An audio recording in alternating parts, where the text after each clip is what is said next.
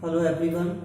जैसे कि हम लास्ट क्लासेस में कर रहे हैं केमिकल बॉन्डिंग, तो केमिकल बॉन्डिंग में हम ऑलरेडी कर चुके हैं लुईस कॉन्सेप्ट, ऑक्टेट रूल और उसके रिगार्डिंग जितने भी स्ट्रक्चर्स हमारे ड्रॉ होते हैं। क्लियर है? लेकिन लुईस स्ट्रक्चर के भी कुछ ड्रॉबैक्स हैं। उन्हें कवर अप करने के लिए हमारे पास एक नया थ्योरी है which is VSEPR theory. VSEPR theory is valence shell electron pair repulsion theory. Now let's talk about the electron pair present in the valence shell. हमने जब लुईस स्ट्रक्चर्स ड्रॉ किए थे तो हमने वहाँ पे फाइंड आउट किया था कि आपका जो एक मॉलिक्यूल है उसके सेंट्रल एलिमेंट के पास कुछ लोन पेयर ऑफ इलेक्ट्रॉन्स हैं जो किसी के साथ शेयर नहीं हुए, और कुछ bond pair of electrons obviously जो बाकियों के साथ शेयर हैं। क्लियर? तो उसी चीज़ को आगे कंटिन्यू करते हैं कि जो भी आपके पास लोन पेयर या बॉन्ड पेयर ऑफ इलेक्ट्रॉन्स बचेंगे, how to arrange them so that we can find the actual structure of the molecule or the geometry of molecule. Clear?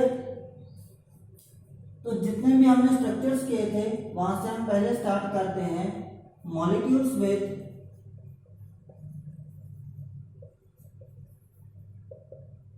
To bond pair of electrons. तो पहले हम सिर्फ वही molecules करेंगे जिसमें सिर्फ bond pair of electrons होंगे, loan pair of electrons पे हम बाद में आएंगे। क्लियर? तो फॉर एग्जांपल हमारे पास एक मॉलिक्यूल है BeCl2 BeCl2 और हमें आइडिया है कि जो बेरिलियम है उसके आउटर मोस्ट में है सिर्फ 2 इलेक्ट्रॉन्स। वो दोनों इलेक्ट्रॉन्स जब क्लोरीन के साथ शेयर करेगा तो कुछ ऐसा स्ट्रक्चर बनेगा। क्लियर? अब हमने लुईस कॉन्सेप्ट में ये तो कर लिया था कि उसके दो बॉन्ड पेयर ऑफ इलेक्ट्रॉन्स आएंगे विद नो लोन पेयर, लेकिन ये नहीं किया था कि वो जो आपके बॉन्ड पेयर ऑफ इलेक्ट्रॉन्स आएंगे वो किस एंगल पे आएंगे और उसकी शेप क्या बनेगी। क्लियर है? तो valence shell electron pair person theory के अकॉर्डिंगली क्या है कि जितने भी बॉन्ड पेयर या लोन पेयर ऑफ इलेक्ट्रॉन्स आएंगे हमने उन्हें मैक्सिमम एंगल पे रखना है सो दैट के उनके बीच मिनिमम रिपल्शन हो। ऑब्वियसली बात है बच्चों कि आपके पास मान लो कि ये रहा बॉन्ड पेयर, एक तो ये एंगल बनेगा से 60 डिग्री, एक ये एंगल बनेगा से 90 डिग्री। अब ये एंगल इससे ज़्यादा है तो यहाँ पर रिपल्शंस कंपैरेटिवली कम होंगी। तो अभी हम डिसाइड करेंगे कि कितने रिपल्शंस हों, कितने मिनिमम रिपल्शंस हों, उसके लिए बॉन्ड एंगल डिसाइड करेंगे। तो ये जो रिपल्शंस हैं ये जब 180 होगा तो वहाँ पे रिपल्शंस क्या होंगे? मिनिमम। अब 180 पे जब दोनों प्रेजेंट हैं तो ये हमारे पास जो शेप बनेगी दिस इज लीनियर। जब सेंट्रल एलिमेंट बाकी एलिमेंट्स के साथ सिर्फ 2 बॉन्ड पेयर ही बनाएगा या 2 बॉन्ड बनाएगा, in that case we will only have the linear structure. Second है मॉलिक्यूल्स विद 3 बॉन्ड पेयर।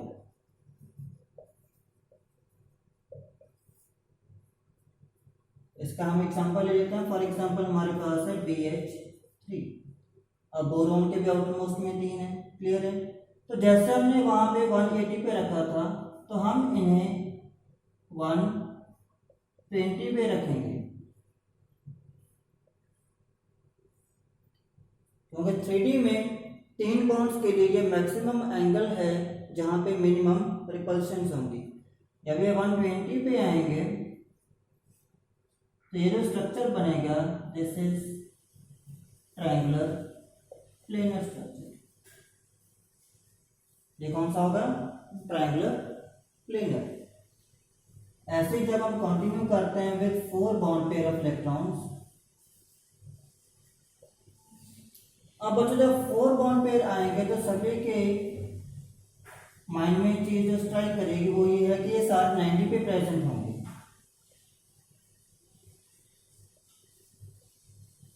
लेकिन बच्चों ये 90 हमने जो लिया है ये 2D में है और हम अगर इसे 3D में देखें तो बॉन्ड एंगल आपका बढ़ भी सकता है।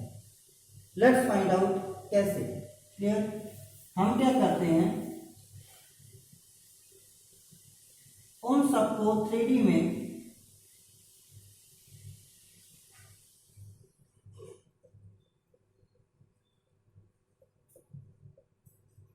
रखेंगे at an angle of 109.5 degree. कितने पे रखेंगे? 109.5 डिग्री। एक बॉन्ड हमें लगेगा जैसे प्लेन से बाहर जा रहा हो, एंड ऑब्वियसली वो जाएगा भी। तो ये जो बॉन्ड एंगल है ये 109.5 है, ये भी सारे एंगल्स क्या हैं? सेम है। तो यहाँ पे जो आपका स्ट्रक्चर बनेगा वो है बच्चों टेट्राहेड्रल। आपने काफी सुना होगा इसके बारे में, बड़ा इंपॉर्टेंट है। क्लियर है? तो 4 बॉन्ड पेयर जब होंगे सेंट्रल एलिमेंट के पास, तो 4 बॉन्ड पेयर ऑफ इलेक्ट्रॉन्स को हम रखेंगे 109.5 डिग्री पे, so that we get the tetrahedral structure. तो अब आप देख रहे हैं कि बॉन्ड पेयर बढ़ते जा रहे हैं और बॉन्ड एंगल कम होता जा रहा है। जैसे पहले 180 था, फिर 120 हुआ और बाद में 109.5 रह गया। अब है आपके पास 5 bond pair of electrons.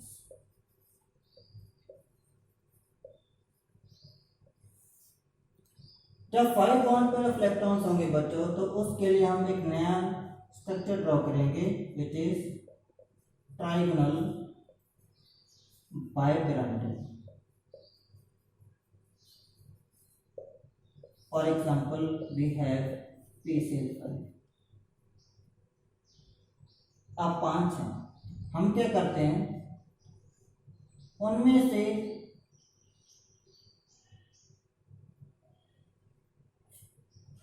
2 bonds को हम रखेंगे 180 डिग्री पे, और बाकी जो 3 बचे हैं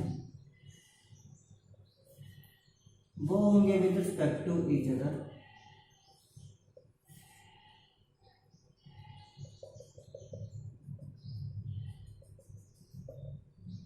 at 120 degree. Is it clear? अब ये जो 3 है बच्चों, ये 3 आपके प्रेजेंट है किसमें?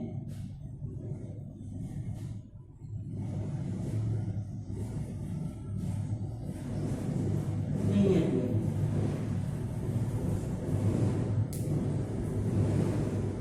और ये आपका प्रेजेंट है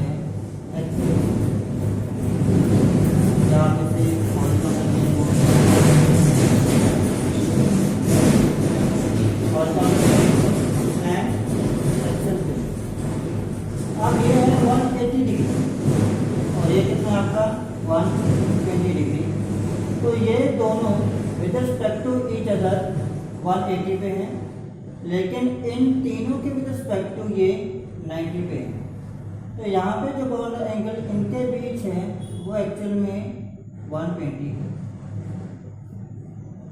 और जो इनके बीच है वो आपका 90। क्लियर है? तो 2 तरह के बॉन्ड्स हैं आपके एक्सियल प्लेन के एंड हॉरिजॉन्टल प्लेन के। हॉरिजॉन्टल वाले 120 पे हैं और वो दूसरे आपके 90 पे हैं विद रिस्पेक्ट टू दिस, और with respect to each other वो हैं आपके 180 डिग्री। इसे हम बोलते हैं trigonal bipyramidal structure. Is it clear?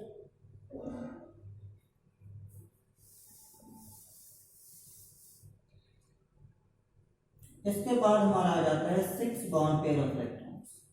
6 वाला बच्चों काफी आसान है।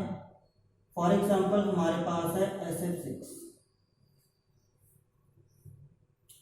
हमने क्या करना है, एक्चुअल में तो ये ऐसे है, सारे बॉन्ड्स 90 पे हो जाएंगे। अब ये चारों तो 90 पे हो गए, तो एक बॉन्ड बच्चों फ्रंट पे आएगा और एक बैक साइड पे चला जाएगा। लेकिन हम उसे 2D में कैसे शो करेंगे? तो हम क्या करते हैं, सभी को कुछ ऐसे शो करते हैं। ये 4 जो हमें अपेयर हो रहे हैं कि इन द सेम प्लेन है, और ये जो आपके प्लेन से बाहर जा रहे हैं ये वो। तो हम जब इनको ज्वाइन करेंगे तो ये कुछ ऐसा स्ट्रक्चर बन जाए। क्लियर है? और ये दोनों अपेयर हैं कि बाहर जा रहे हैं, मीन्स ये फ्रंट वाला और बैक वाला बॉन्ड है, यहाँ पे बॉन्ड एंगल 90 डिग्री है एंड इससे हम बोलते हैं ऑक्टाहेड्रल।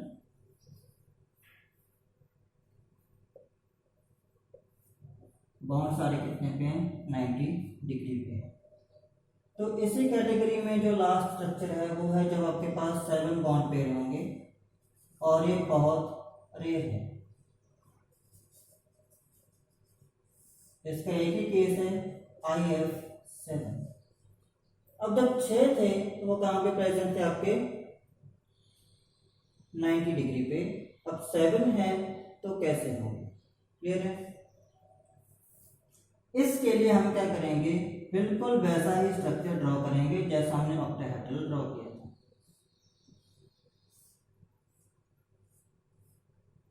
Fluorine fluorine fluorine,